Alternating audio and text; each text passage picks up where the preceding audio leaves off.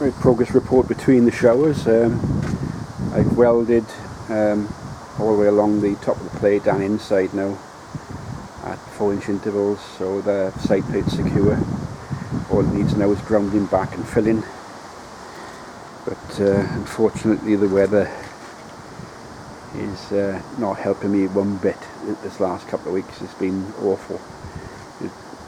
Rain, high winds, it's been really crap. So basically now what I might do today is take out the top half of the water sprinkler pump and have a look at the seal on that. Well, there's not that much left to do on the cab really. It's just the, as I said earlier, the just below the windscreen on the 6 o'clock position on the windscreen is corroded there. I've just played that. It's a simple job. The complicated bits of chopping up the bad bits around the cab has been completed. Quite pleased with the results.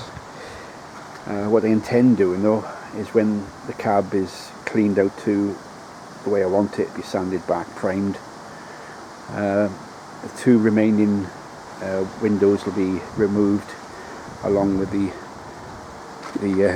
windscreen. The cab will be painted, and then the windows will be refitted with new rubbers. She's taking shape. I just wish I had a workshop to do the job in. It's